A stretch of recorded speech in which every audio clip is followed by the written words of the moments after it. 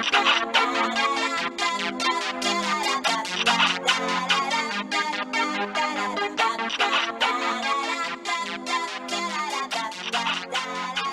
guys like to see the monster? Say hi, monster. Hi, kitty monster. Oh, you're so kitty monster. You don't like it when I pick you up, do you? You say hi to the camera. Yeah, you're the one who came by me. Good morning, Fiber friends, and welcome to part 2 of episode 40, where we are not really going to cover any crafty chat, at least not directly. And normally this is a crochet and fiber arts related podcast where I, your host Mo, am visually impaired. But today you're just going to get a lot of chatter about what's going on in our lives at the current moment. So to start off with, I thought I would share with you about my mom's update since last week I told you she was in the hospital and stuff. I thought it was only fair to give you an update. She did get to come home on Jeremy's birthday, which was on Friday, and everything is going fine, and she is back to work. Well, at least fine for her, normal for her. And I don't think we've actually gotten really any answers as to what was going on. I guess it's a common theme that the medical system just kind of keeps us in the dark whenever it comes to anything with my family, even my extended family and health. But at least she's back home and she's back to work. She, I believe, went to work Monday. She normally has Tuesdays off, and then she was back to work today because I did confirm that with her, even though I haven't actually talked to her, which I probably should call her tonight. Since it's already Thursday. But yeah, she is back to work and everything, at least for her, is fine. We believe that the concern is with her right kidney and not so much with her left kidney, from what we've been told, because she kept getting told things when she was at the hospital that it was stuff with one kidney, even though they never really went into the details with the other kidney. There was a point where she thought she only had one kidney by the way they were talking. But as far as I know, she's had 2 kidneys because she's had lots of issues with kidney stones and stuff in the last few years. So that's all going at least as well as it could be for the time being. And then, guys, like I mentioned, Friday was Jeremy's birthday, and I have a teenager now. That's right, Jeremy turned the big 13 years old, and I'm not sure exactly how I feel about it because I started realizing things. And like I said, last week there was a podcast that was like, oh, what do you want to do? Or what was something big about 50? And so I was thinking 15 years into the future. And then I was realizing Jeremy's 13. That means in 5 years, he's a senior in high school and about his way out the door from here. In 1 year, he'll be able to get his driving permit, and being half farm kid, as he is, I suspect that's going to be up on his has to do right away thing and not something he wants to kind of diddy daddle into like other kids maybe that have more of the city background are more or less like, especially since, you know, we have a situation here with just one driver and 6 people in one house with one driver. It does get it quite interesting. So yeah, 1 year until I have a kid that wants to be driving. 5 years until he's pretty much moving out, because he is not a kid that I see staying home right after he graduates high school. I'm fairly certain that he will be headed off to college, and as much as I would like him go to a community college for the cheaper rates and things, let's just face it, he's already taking high school math credit in 7th grade. So the likelihood that he'll have a bunch of his college credits done before he even exits high school is pretty high. So again, that's just a really weird mental place for me to be in, that my little baby is now a teenager and pretty close to not being home anymore and growing up. On the exact opposite side of the scale, I still have the 2 little guys at home, and I've been starting to realize that Like I said, with that, what you're going to do at 50 or whatever, and the fact that I will be 50 when they're 18 is just kind of a weird place. And the fact that they will have 2.5 years still until they are in preschool. So since they are September babies and after our cutoff for schools, they actually can't attend, at least I don't think they can. They can't attend the 4-year-old preschool until next year. And by that I mean the 21-22 school year, and then can't attend kindergarten until the 22-23 school year, which is 2.5 years for them to be home with me. And the biggest problem with this has to do with my vision and wanting to progress their education, and kind of feeling like I'm a little bit stuck because 2.5 years is just too long for them not to be doing something educational wise. And I really feel that if I don't jump on it now, they'll just kind of lose interest in school, because that's kind of a little bit of what happened to Sam. And so I'm just kind of trying to find some ways, I guess, for cheap to get them the education that they need without, being able to see, which is a real struggle for me because I can't see them trace things. I can't just give them worksheets because I can't explain to them what to do with the worksheets. So if you have any tips, especially like websites to go to, I know there's the PBS Kids. It used to be not very easy. Actually, it used to be easier for me to work, and then it got a little more difficult for me to work. And I really haven't been back to it since then to know if it's improved or not, at least in the recent past, because I try to kind of keep my computer away from them. We've also done a thing with the older kids. There was a program called Reading Eggs, and we only ever did the free trial stuff and didn't even do that super well or whatever, but we have done that in the past, so I'm kind of familiar with that program. Again, it's not quite as vocal on what the places you need to click on need to be, which is where I struggle with it because I can't tell them what to do because I can't point to it and have it tell me that that's where you click.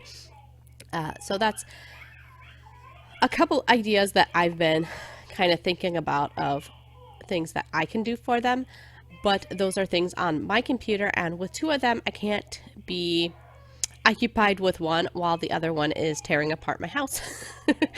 So we've been lucky enough that we have the Leapfrog. Now, the one thing we have is the Explore 2, maybe? The one with the controller with the screen inside it. It's an older thing that we got from a garage sale.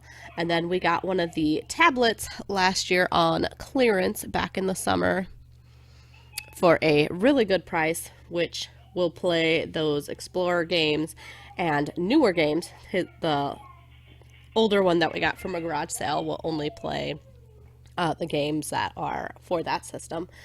But the other one will play those and the ones for the tablets, I think.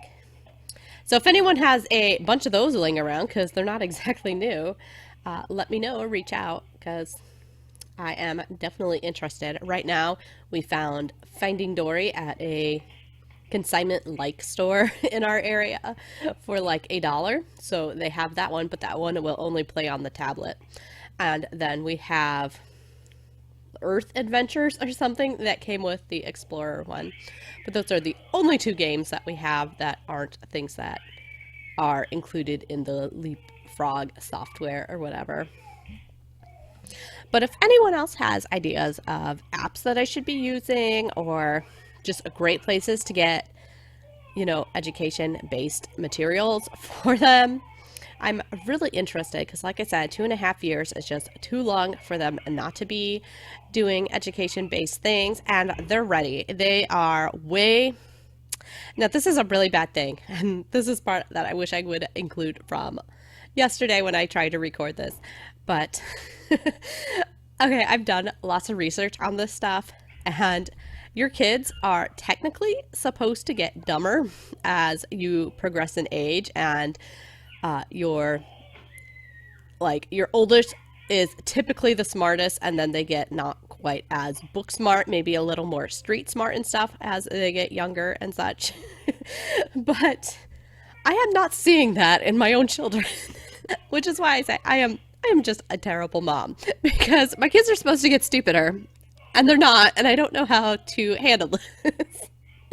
And maybe it's because of the fact that they have older brothers and things that are going on that way, or there's two of them, or I don't know. But they're not supposed to be smart little rugrats, and they totally are. Like, they knew ABCs before. I mean, we still haven't like technically worked on them with them, but they definitely know a lot more than I would give them credit for if I hadn't seen them just point to stuff and, say what the letters are. And the other day, Zane was telling us what sounds certain letters make, and Leo was pointing out numbers, which is something I totally have not worked on. And they do colors, they do shapes, they just do so many things that, I'm not the best one to teach them, but they know these things. And that's why I love the PBS kids, because they do watch a lot of that. And I do think that helps. They watch mainly that in the morning. Well, they watch that anytime they're in the living room. And that's becoming a little more and more, but mainly that was during like eating breakfast and lunch and stuff, because otherwise they were kind of in their room in kind of a quieter playtime area. But yeah, they're getting to come out to the living room a lot more now, and I don't want them to get bored, so we need to keep kind of progressing, since the PBS kids stuff might start to get a little old as, they get very skilled on these certain things.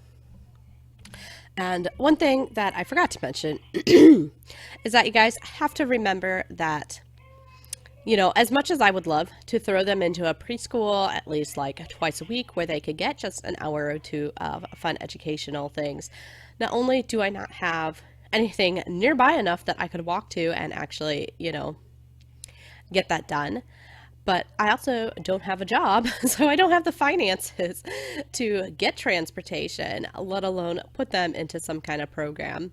And they don't qualify for anything because, yeah, that's just the world that we live in, that the only people in need are the people at the bottom and not the people in the middle. And so since I'm not elderly and I'm not a kid, I don't have any like programs that are available to me to help me out with this stuff.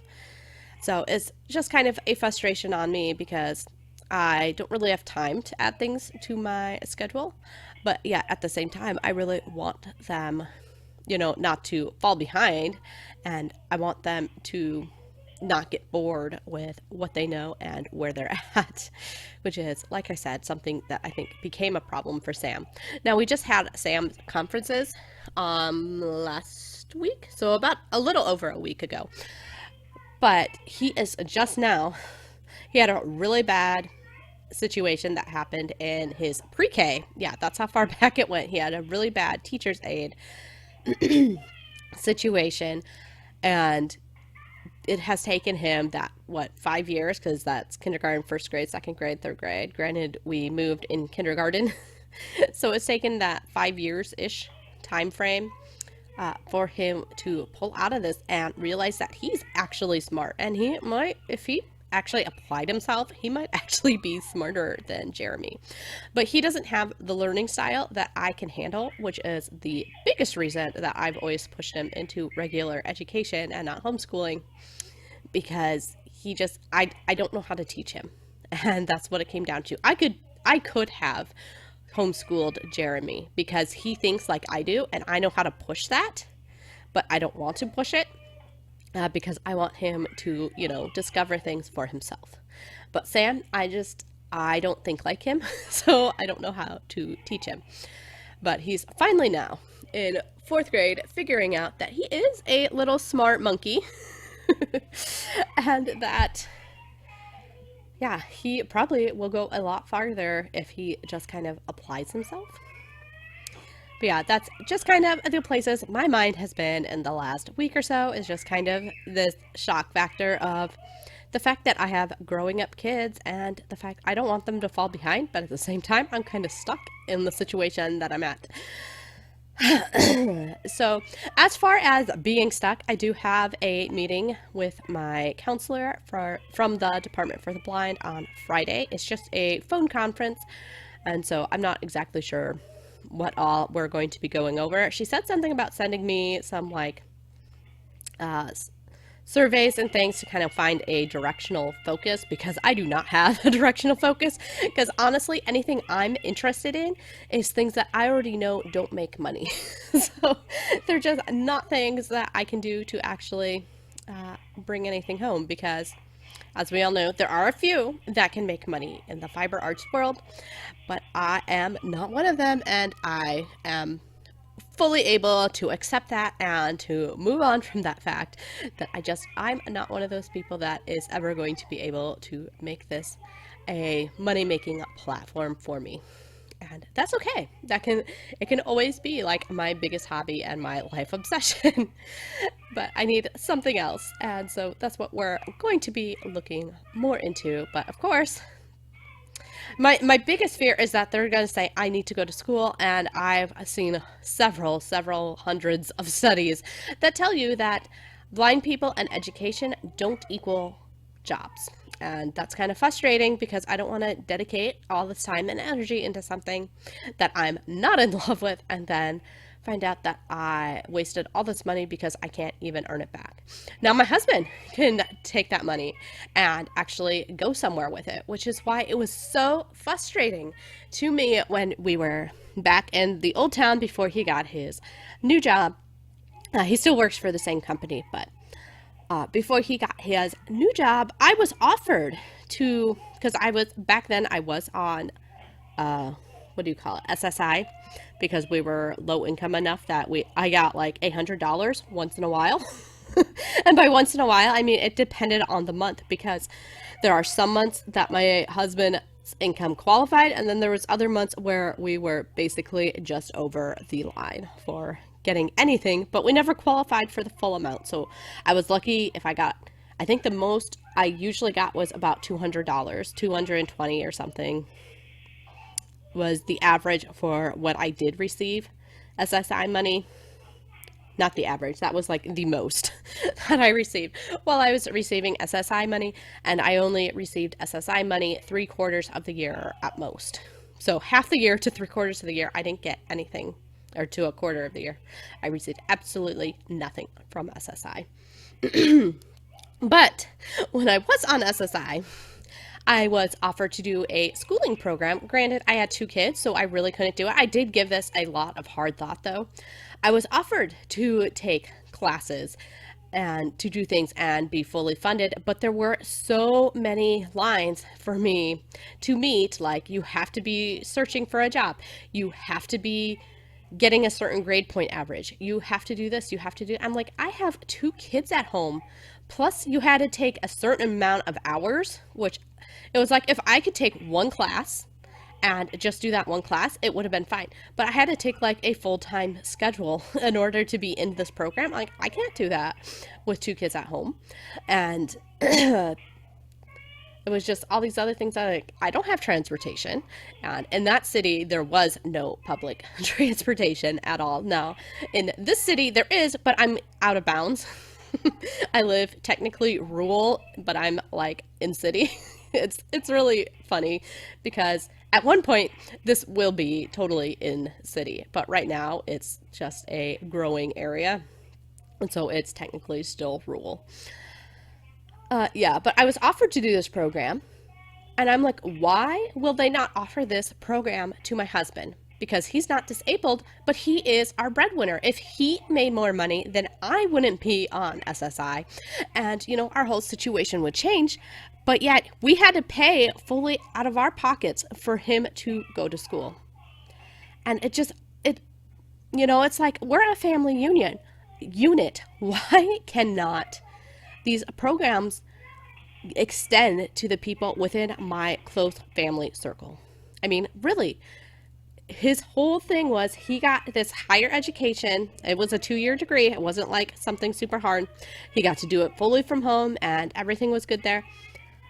and he even graduated with honors, which it was so great because he is not someone who could go to a traditional school because he just got bored with it. And that was the whole reason he didn't finish college when he was fresh out of high school. But then when he went back, he graduated with honors because he could do these, 6-week courses, I think they were. 6 or 8 week, I don't remember now. It's been a couple of years. But because he could do those courses and get things done quickly, like all his work that he needed to get done for the week was done within like the first 2 days of the week. And then, that was the way he operated. And it was so great for him. And it's like, why don't we fund that? Why don't we fund him to get this higher education so then we can get off government assistance, which is what happened. But no, we have to flounder because we have to focus on the only person that is perfectly fine at that point just being a homemaker. Because the funny thing is, back in the town we came from, there was actual support programs for moms. And that's what I'm lacking here because I don't have transportation and I have no connection to other moms in the area, and everything's so far from me here that I really don't have that opportunity to connect with other people. Plus the fact now I'm transporting twins and not one kid at a time. So that just makes the whole situation a completely different story from before. But yeah, I'm rambling on and on about how, I don't even know. So we'll go ahead and end this, guys. Sorry for talking your ear off, but this is why I decided I was going to split it off into 2 things because I just needed a time to ramble about my thoughts. So a thoughtful Thursday time was, I think, needed, maybe.